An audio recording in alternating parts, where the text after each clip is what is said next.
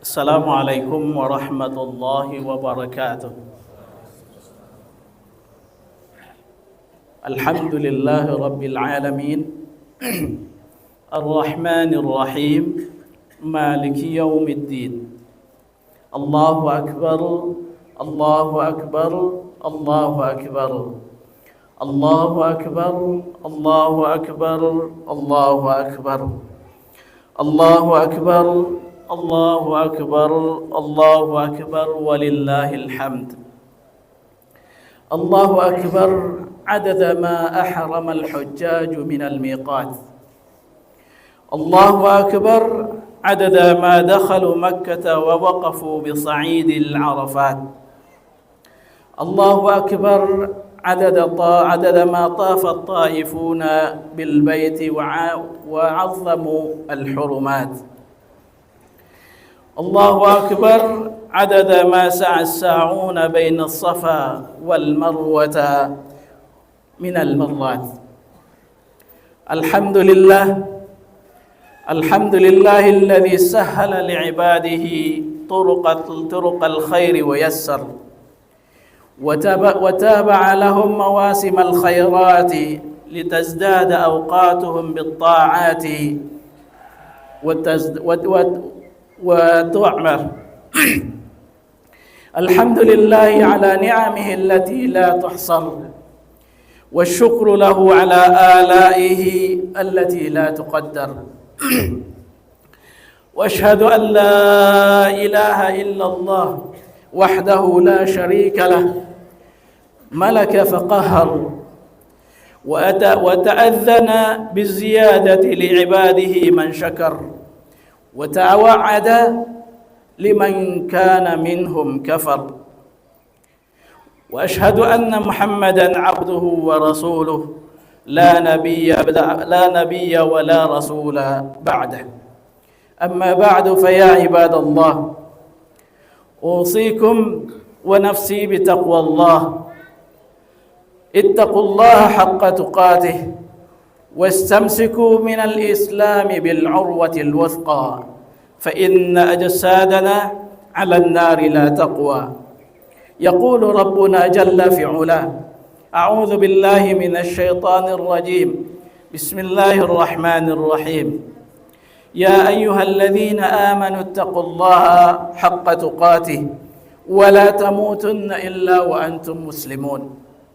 يا أيها الناس اتقوا ربكم الذي خلقكم من نفس واحدة وخلق منها زوجها وبث منهما رجالا كثيرا واتقوا الله الذي تساءلون به والأرحام، إن الله كان عليكم رقيبا. يا أيها الذين آمنوا اتقوا الله وقولوا قولا سديدا يصلح لكم أعمالكم ويغفر لكم ذنوبكم، ومن يطع الله ورسوله فقد فاز فوزا عظيما. Ma'asyiral muslimin, jamaah hari raya yang berbahagia. Segenap puji dan syukur kita ucapkan hanyalah untuk Allah Subhanahu wa ta'ala atas segala limpahan rahmat dan hidayahnya kepada kita. Betapa banyak umat manusia yang tidak diberi hidayah oleh Allah Subhanahu wa ta'ala, sehingga mereka tetap bergelimang di dalam kekufuran mereka. Kemudian salawat beriring salam kita ucapkan buat junjungan kita Nabi besar Muhammad sallallahu alaihi wasallam. Allahumma salli wa sallim wa barik alaihi. Allahu akbar, Allahu akbar, la ilaha illallah wallahu akbar, Allahu akbar, walillahil hamd. Jemaah salat hari raya yang berbahagia, melalui khutbah hari raya yang berbahagia di pagi yang sejuk ini, marilah kita segenap semuanya untuk merenungkan kembali, menelaah kembali apa yang disampaikan oleh Nabi kita Muhammad sallallahu alaihi wasallam dalam khutbah beliau ketika berada di padang Arafah. sebagaimana diceritakan oleh Jabir radhiyallahu anhu dalam hadis yang sangat panjang yang diriwayatkan oleh Imam Bukhari dan Imam Muslim serta yang lainnya. Dalam khutbah yang disampaikan oleh Nabi SAW pada kesempatan hari itu, beliau menyampaikan beberapa poin yang sangat penting bagi kita, bahkan menjadi hal yang fundamentalis bagi umat Islam dalam menjalani kehidupan beragama. Di antara yang beliau sampaikan dalam khutbah beliau tersebut adalah inna dima'akum wa amwalakum haramun alaikum ka hurmati yaumikum hadha fi syahrikum hadha fi baladikum hadha. Sesungguhnya darah kalian dan harta kalian haram hukumnya sebagaimana haramnya hari ini, negeri ini, dan juga bulan ini. Ala kulla syai'in min amril jahiliyati tahta qadami mawdu'. Ketahuilah bahwa semua perkara jahiliyah telah terhapus di bawah kakiku. Wa dima'ul jahiliyati mawdu'ah. Demikian juga dengan darah jahiliyah, semuanya di bawah kakiku terhapus. Wa inna awwala dhamin ada'uhu min dima'ina dima'i ibni Rabi'ah bin Al-Harith. Sungguhnya darah pertama yang aku gugurkan adalah darah keluarga kami, yaitu Rabi'ah atau ibnu Rabi'ah bin Al-Harith. Wa ribal jahiliyati mawdu', dan riba jahiliyah juga dihapuskan. Wa inna awwala riban abda'u bihi wa inna awwala riban ada'uhu ribana, dan sesungguhnya riba pertama yang aku gugurkan adalah riba paman kami, riba ammina Abbas bin Abdul Muttalib, fa innahu mawdu'un kulluh. Riba Abbas bin Abdul Muttalib, sesungguhnya semuanya itu dihapuskan. Fattaqullaha fin nisa, maka bertakwalah kalian, takutlah kalian dengan wanita, takutlah kalian kepada Allah Subhanahu wa taala dalam memperlakukan wanita. Fa inna ahadakum akhadahunna bi amanillah, karena sesungguhnya kalian mengambil mereka dengan jaminan dari Allah Subhanahu wa taala. Wastahlaltum furujahunna bil kalimatillah, dan kalian menghalalkan faraj mereka dengan kalimat Allah. Walakum alaihinna alla yuti'na furushakum ahadan takrahunahu, dan hak kalian terhadap mereka adalah bahwasanya mereka tidak memasukkan ke dalam rumah kalian atau ke dalam kamar kalian orang-orang yang kalian benci. Fa in ata'na dzalik fa in fa'alna dzalika fadribuhunna darban ghaira mubarrih. Apabila mereka melakukan memasukkan orang yang tidak kalian sukai, maka pukullah mereka dengan pukulan yang tidak mencederai. Walahunna alaikum rizquhunna wa kiswatuhunna bil ma'ruf, dan kalian berkewajiban untuk memberikan hak mereka berupa pakaian mereka dan juga rezeki mereka dengan cara yang ma'ruf. Wa qad taraktu fikum ma an tadillu ba'dahu in tamassaktum bihi kitab Allah. Dan sungguh aku, kata Nabi SAW, meninggalkan sesuatu yang apabila kalian berpegang teguh dengannya, niscaya kalian tidak akan tersesat. Kitab Allah, yaitu kitab Allah. Wa antum tus'aluna anni famadha antum qailun, dan pasti kalian nanti akan ditanya oleh Allah tentangku, apa yang akan kalian katakan? Qalu nashhadu annaka ballaghta, kami bersaksi, para sahabat menjawab, kami bersaksi sungguhnya engkau sudah menyampaikan, wa addaita wa nasahta, dan engkau sudah melaksanakan dan juga memberikan nasihat. Faqala bi usbu'ihi ila as-sama', maka Nabi sallallahu alaihi wasallam mengisyaratkan dengan tangan beliau ke langit. Yaqutuha ilan nas, kemudian menunjuk kepada manusia atau para sahabat yang ada di depan beliau sambil mengucapkan, Allahumma fashhad, wahai ya Allah, saksikanlah. Beliau mengucapkan kalimat tersebut sebanyak 3 kali. Ma'asyiral muslimin, jamaah hari raya yang berbahagia. Hadis yang sangat panjang yang kita sampai ke sebagian darinya pada kesempatan hari ini memberikan kepada kita beberapa poin, beberapa rambu-rambu dalam menghadapi kehidupan kita. Baik itu terkait masalah akidah yang menjadi hal yang sangat mendasar dalam kehidupan kita, kemudian juga terkait dengan muamalah kita, terkait kehidupan berbangsa dan bernegara kita, dan juga kehidupan ekonomi serta sosial kita. Allahu Akbar, Allahu Akbar, la ilaha illallah, wallahu akbar, Allahu akbar, walillahil hamd. Sabda Nabi sallallahu alaihi wasallam yang menyatakan, ala kulla syai'in min umuril jahiliyati tahta qadami mawdu'. Ketahuilah bahwasanya segala urusan jahiliyah, semua perkara-perkara jahiliyah, tahta qadami mawdu', dihapuskan di bawah kakiku.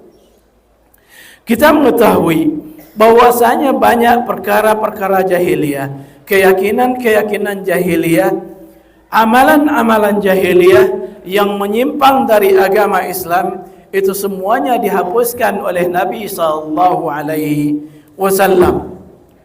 Betapa banyak amalan-amalan jahiliyah yang penuh dengan kemusyrikan, penuh dengan penyembahan kepada selain Allah Subhanahu wa taala. Semua itu dihapuskan oleh Nabi sallallahu alaihi wasallam. Amalan-amalan ibadah, termasuk ibadah-ibadah yang dibuat-buat oleh orang-orang jahiliyah, ibadah-ibadah haji yang dilakukan oleh orang-orang jahiliyah yang menyimpang dari ajaran Nabi Ibrahim alaihissalam, tawaf yang mereka lakukan di sekeliling Ka'bah dengan cara-cara yang berlawanan atau menyimpang dari ajaran yang hanif, semua itu dihapuskan oleh Nabi sallallahu alaihi wasallam. Termasuk di dalamnya adalah keyakinan-keyakinan syirik.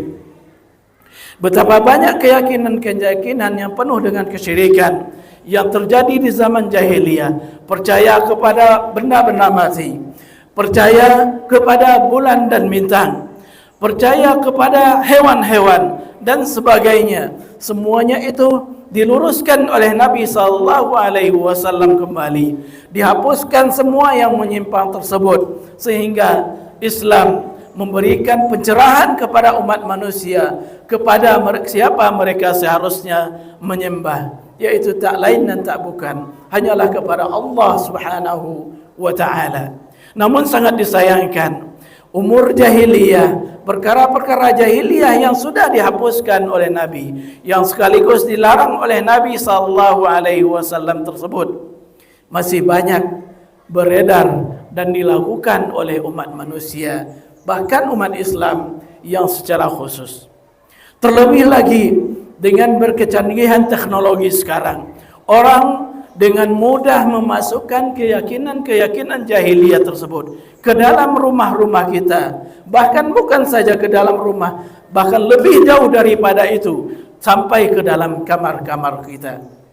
Betapa banyak kita melihat acara-acara perdukunan yang menyimpang dari ajaran Islam bertebaran di layar televisi kita, bertebaran di jaringan internet, melalui handphone kita, melalui layar laptop kita dan komputer. Semua itu merupakan umur-umur jahiliyah, permasalahan-permasalahan jahiliyah yang dilarang dalam Islam. Seperti misalnya ramalan-ramalan atau zodiak-zodiak kelahiran, ataupun percaya, meyakini kekeramatan kuburan-kuburan tertentu, atau meyakini benda-benda tertentu memiliki kesaktian yang ditakuti oleh pemiliknya dan juga oleh sebahagian umat Islam. Semoga Allah Subhanahu wa taala melindungi kita dari hal tersebut. Kemudian permasalahan kedua yang terkait dengan akidah yang disampaikan oleh Nabi sallallahu alaihi wasallam adalah kewajiban kita untuk berpegang teguh kepada Al-Qur'an yang diturunkan oleh Allah Subhanahu wa taala, wahyu yang dijaga oleh Allah Subhanahu wa taala keasliannya. Nabi sallallahu alaihi wasallam menjamin kalau seandainya kita berpegang teguh dengan Al-Qur'an tersebut, mengamalkan isinya, meyakini apa yang wajib diyakini dari Al-Qur'an tersebut, maka Rasulullah sallallahu alaihi wasallam menjamin kita tidak akan tersesat selamanya. Beliau mengatakan, "Qad taraktu fikum ma an tadillu ba'dahu in i'tasamtum bihi kitab Allah." Sungguh aku telah meninggalkan untuk kalian sesuatu yang apabila kalian berpegang teguh dengannya maka kalian tidak akan tersesat, yaitu kitab Allah, Al-Quran, wahyu dari Allah Subhanahu wa taala. Tentu saja termasuk di dalamnya juga hadis Nabi sallallahu alaihi wasallam yang sahih. Karena hadis Nabi juga merupakan wahyu dari Allah Subhanahu wa taala.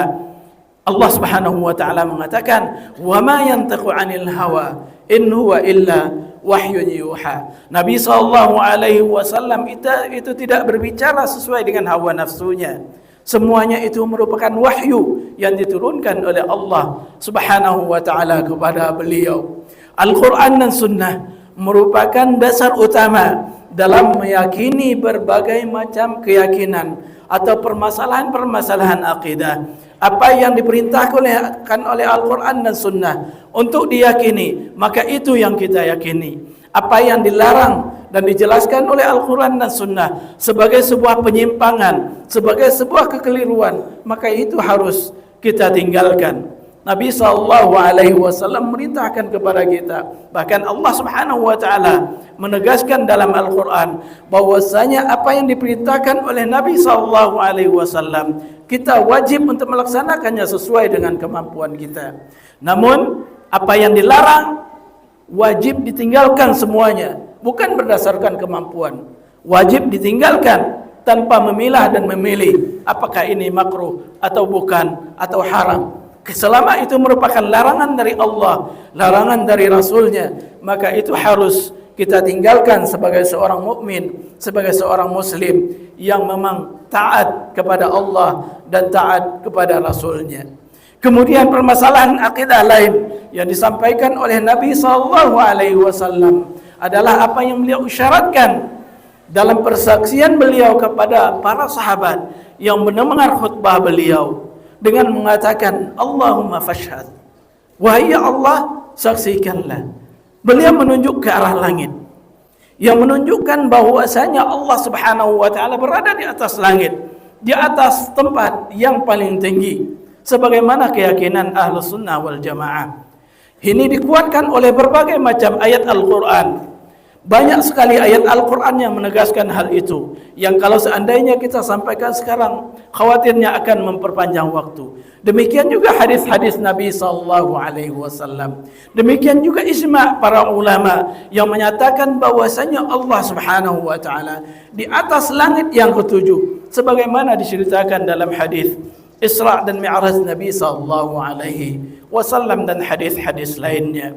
Namun sangat disayangkan, sebahagian dari umat Islam masih ada yang mengklaim atau masih ada yang meyakini bahwasanya Allah Subhanahu wa taala berada di semua tempat.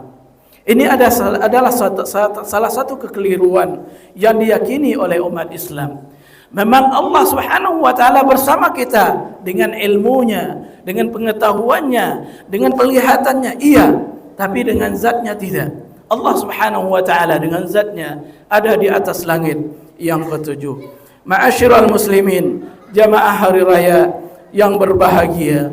Allahu akbar, Allahu akbar, Allahu akbar. La ilaha illallah, wallahu akbar, Allahu akbar, walillahil hamd. Terkait masalah kemasyarakatan, masalah kehidupan berbangsa dan bernegara, dalam hadis yang disampaikan oleh Nabi SAW, beliau menyinggung salah satu hal yang terpenting dalam kehidupan kita, yaitu masalah keamanan terhadap jiwa kita, terhadap harta kita. Islam menjamin jiwa atau nyawa manusia dan harta mereka tidak boleh disia-siakan, tidak boleh dizalimi, darah mereka tidak boleh ditumpahkan. Itu merupakan jaminan yang harus terwujud dalam kehidupan kita berbangsa, bermasyarakat dan bernegara. Ketika keamanan sudah bisa diwujudkan terkait dengan harta dan nyawa, maka kehidupan manusia akan dapat dijalani dengan tentram. Rasulullah SAW mengatakan, "Inna dima'akum wa amwalakum haramun alaikum ka hurmati yaumikum hadha wa syahrikum hadha wa baladikum hadha." Sesungguhnya darah kalian, harta kalian merupakan sesuatu yang diharamkan atas kalian. Maksudnya haram untuk diambil dan ditumpahkan dengan cara yang tidak hak. Sebagaimana haramnya hari ini, yaitu hari Arafah, fi syahrikum hadha, bulan Dzulhijjah, bulan ini, wa baladikum hadha, yaitu tanah haram di Mekah. Ini menunjukkan bahwasanya Islam sangat menegaskan keharaman perilaku kezaliman terhadap harta dan juga nyawa manusia, apapun bentuknya.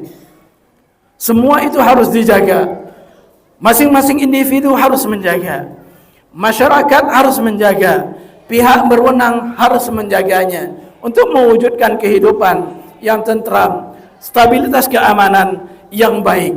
Kalau itu tidak bisa dijaga, maka insya Allah kehidupan kita akan damai dan sentosa. Namun kalau seandainya nyawa sudah menjadi tidak berharga, harta diperlakukan dengan semena-mena, maka kekacauan akan terjadi. Kehidupan yang penuh dengan kegaduhan akan kita hadapi. Buktinya kita lihat sekarang ini, betapa murahnya harga nyawa seorang manusia. Kita sering mendengar berita ataupun membacanya, bagaimana seorang anak dengan teganya membunuh orang tuanya, seorang istri dengan teganya membakar suaminya, para perampok, para penyamun, begal dengan seenaknya berbuat aniaya terhadap harta manusia, sehingga kehidupan kita penuh dengan kegelisahan, penuh dengan ketidaktenangan karena keamanan terhadap harta dan nyawa tidak dijaga. Padahal Allah Subhanahu wa taala dengan tegas mengharamkan hal tersebut. Wa may yaqtul mu'minan muta'ammidan fajazaohu jahannam. Siapa yang membunuh orang mukmin dengan sengaja, maka balasannya tidak ada selain daripada neraka jahanam. Mereka kekal di dalamnya. Ancaman yang sangat tegas dari Allah Subhanahu wa taala. Demikian juga dalam kehidupan dunia ini, ancamannya adalah dengan qisas. Tidak ada hukuman lain kecuali hukuman qisas. Kalau ada orang yang mencuri, Allah Subhanahu wa taala mengatakan was-sariq was-sariqatu faqta'u aydiyahuma jazaa'an bima kasaba nakalan min Allah. Apabila ada orang laki-laki yang mencuri ataupun perempuan, kita diperintahkan untuk memotong tangannya. Tentu saja sesuai dengan pelaksanaannya, sesuai dengan syariat Islam, dilakukan oleh pihak yang berwenang, bukan oleh masing-masing individu kita. Jazaa'an bima kasaba, sebagai balasan atas perbuatan mereka mencuri harta manusia, nakalan min Allah, dan balasan dari Allah Subhanahu wa taala.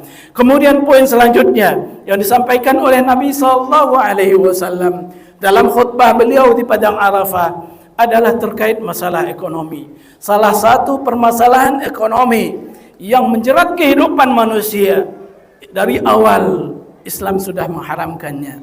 Nabi mengatakan, "Waribal jahiliyati maudhu'." Riba jahiliyah itu dihapuskan. Perbuatan riba dalam Islam dengan tegas dijelaskan oleh Allah Subhanahu wa taala sebagai perbuatan yang haram. Wa ahallallahu al-bai'a wa harrama ar-riba. Allah Subhanahu wa taala menghalalkan jual beli dan mengharamkan riba. Karena Allah Subhanahu wa taala yang Maha tahu, mengetahui akibat dari perbuatan riba yang akan merusak sendi-sendi kehidupan perekonomian umat manusia, di mana yang kaya akan semakin menindas yang miskin dengan perbuatan riba tersebut. Namun sangat disayangkan betapa banyak umat Islam masih juga meyakini riba tersebut boleh dengan berbagai macam alasannya. Padahal Nabi SAW sudah menjelaskan, Al-Quran sudah menegaskan bahwasanya perbuatan tersebut diharamkan oleh Allah, diharamkan oleh Nabi-Nya. Ma'asyiral muslimin rahimakumullahu ta'ala, Allah Subhanahu wa taala tidak hanya mengharamkan masalah riba, namun Allah Subhanahu wa taala juga memberikan solusinya, di mana umat manusia, umat Islam khususnya, diperintahkan untuk mencari rezeki yang halal. Kita tidak hanya semata-mata diperintahkan untuk melakukan ubudiyah mahdhah, ibadah ritual kepada Allah Subhanahu wa taala, tidak. Kita juga diperintahkan oleh Allah Subhanahu wa taala untuk mencari rezeki yang halal. Kalau itu dilakukan dengan niat karena Allah Subhanahu wa taala, maka itu juga akan nanti bernilai ibadah di sisi Allah Subhanahu wa taala. Makanya Allah Subhanahu wa taala mengatakan, "Fa idza qudiyatis shalah fantashiru fil ard wabtaghu min fadlillah wadhkurullaha katsiran la'allakum tuflihun." Apabila salat sudah selesai ditunaikan, maka bertebaranlah di muka bumi, carilah karunia dari Allah Subhanahu wa taala, dan ingatlah Allah sebanyak mungkin. Mudah-mudahan kalian termasuk orang-orang yang beruntung, kata Allah Subhanahu wa taala. Dan banyak ayat-ayat lain yang memerintahkan kita untuk mencari rezeki yang halal. Jangan menghalalkannya riba. Banyak rezeki, pintu-pintu rezeki yang masih dihalalkan oleh Allah Subhanahu wa taala. Kemudian kalau kita sudah diberi rezeki oleh Allah, mendapatkan karunia dari Allah Subhanahu wa taala, pergunakan karunia itu dengan sebaiknya. Bahkan Allah Subhanahu wa taala memuji hamba-hambanya yang memiliki harta, kemudian mereka menggunakannya dengan cara-cara terbaik di jalan-jalan yang terbaik. Allah Subhanahu wa taala bahkan menisbahkan mereka sebagai hambanya, hamba bagi Allah yang Maha Penyayang, Ibadur Rahman, sebagaimana dikatakan oleh Allah dalam surat Al-Furqan. Di antaranya Allah mengatakan, "Walladzina idza anfaqu lam yusrifu wa lam yaqturu wa kana baina dzalika qawama." Dan apabila mereka, dan orang-orang yang apabila mereka berinfak, mereka tidak boros menginfakkannya, tidak menginfakkannya di jalan-jalan yang diharamkan oleh Allah, tidak menginfakkannya di luar batas kewajaran. Walam yaqturu, dan mereka juga tidak pelit. Wa kana baina dzalika qawama, namun mereka berada di antara pelit dan berlebih-lebihan dalam menginfakkan harta mereka. Allahu akbar, Allahu akbar, Allahu akbar, walillahil hamd. Ma'asyiral muslimin wal muslimat, jamaah hari raya yang berbahagia. Kemudian poin terakhir yang disebutkan, yang akan kita sampaikan pada kesempatan kali ini adalah terkait masalah kemasyarakatan, terkait masalah kehidupan berkeluarga sebagai pondasi kehidupan bermasyarakat, sebagai pondasi untuk membangun kehidupan sebuah bangsa. Di mana Rasulullah SAW dalam hadis beliau ini mengatakan, "Fattaqullaha fin nisa." Bertakwalah kalian kepada Allah dalam memperlakukan wanita. Ini merupakan salah satu ajaran Islam yang sangat agung, di mana Allah Subhanahu wa taala dan Rasul-Nya menegaskan kepada kita kedudukan seorang wanita.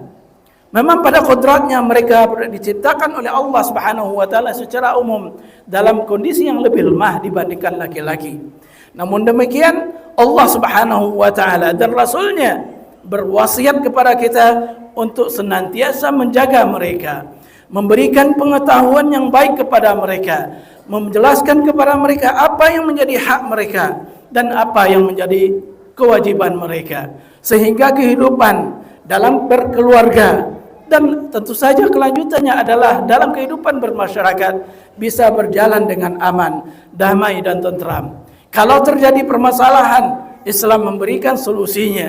Kalau seandainya wanita tidak melakukan kewajibannya, bahkan justru malah membantah suaminya atau membangkang suaminya, maka Allah Subhanahu wa taala memberikan jalan keluarnya sebagaimana disebutkan dalam Al-Qur'an surat An-Nisa dan juga berbagai macam hadis Nabi sallallahu alaihi wasallam.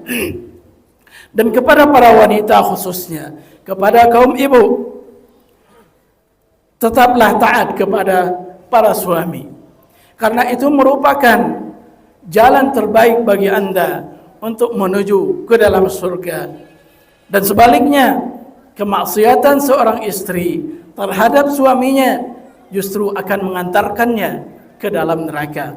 Sebagaimana Rasulullah SAW menyampaikan kepada para sahabat, beliau mengatakan dalam hadis yang diriwayatkan oleh Imam Bukhari dan Imam Muslim, ra'aitun nar, kata Nabi SAW, aku melihat neraka, falam arakal yaumi manzaran qat, belum pernah aku melihat pemandangan yang lebih mengerikan dibanding hari ini, kata Nabi SAW, ketika beliau diperlihatkan surga dan neraka.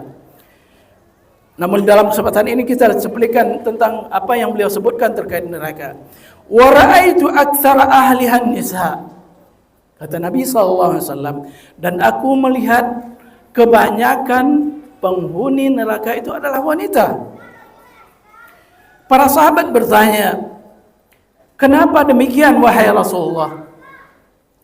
Rasulullah SAW menjawab, bikufrihinna, karena kekufuran mereka, kekufuran para wanita tersebut.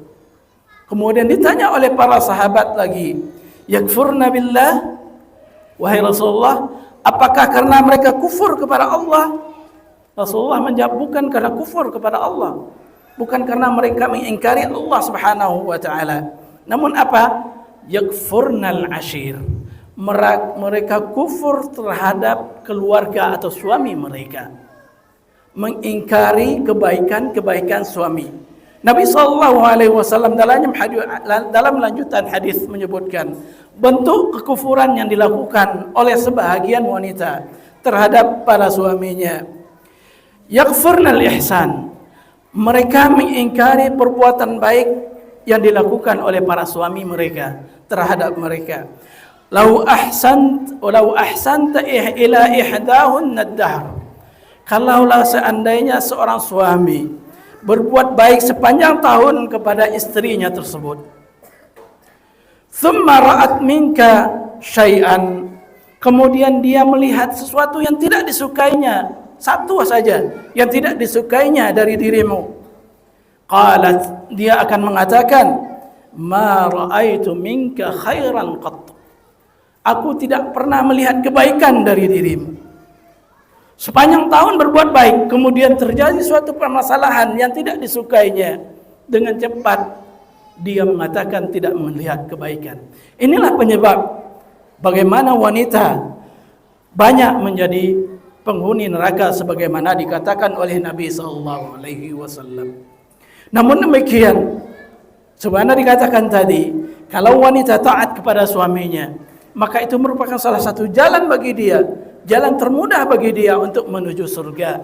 Sebagaimana dikatakan oleh Nabi SAW dalam hadis yang lain, di mana Nabi SAW mengatakan, idza shallatil mar'atu khamsaha, apabila wanita melaksanakan salatnya yang 5 waktu, wa shamat syahraha, dan melaksanakan puasanya, puasa bulan Ramadan, wa hasanat farjaha, kemudian dia memelihara farjnya, kemaluannya, wa ata'at zawjaha, dan mentaati suaminya.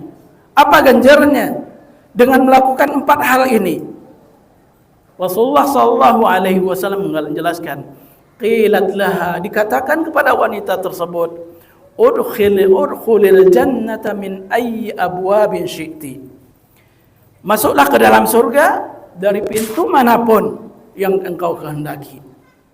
Ma'asyiral muslimin wal muslimat, jamaah hari raya yang berbahagia. Itulah sekelumit poin-poin utama yang disebutkan oleh Nabi sallallahu alaihi wasallam dari dalam khutbah beliau di padang Arafah, yang memuat beberapa poin utama menyangkut kehidupan kita berbangsa, bernegara, bermasyarakat, dan hubungan kita kepada Allah Subhanahu wa taala. Semoga Allah Subhanahu wa taala memberikan taufik dan hidayahnya kepada kita untuk konsisten menjalankan agama sesuai dengan apa yang diinginnya, sesuai dengan apa yang diajarkan oleh Nabi kita, Nabi Muhammad sallallahu alaihi wasallam dalam Al-Quran dan hadisnya. A'udzubillahi minasyaitonir rajim. Bismillahirrahmanirrahim. Inna a'tainakal kautsar fasalli li rabbika wanhar inna syani'aka huwal abtar. Inna Allaha wa malaikatahu yusalluna 'alan nabi ya ayyuhalladzina amanu sallu 'alaihi wa sallimu taslima. Allahumma salli wa sallim 'ala nabiyyina Muhammad wa 'ala ali Muhammad kama barakta 'ala sayyidina Ibrahim wa 'ala ali sayyidina Ibrahim wa barik 'ala sayyidina Muhammad wa 'ala ali sayyidina Muhammad kama barakta 'ala sayyidina Ibrahim wa 'ala sayyidina Ibrahim innaka Hamidum Majid.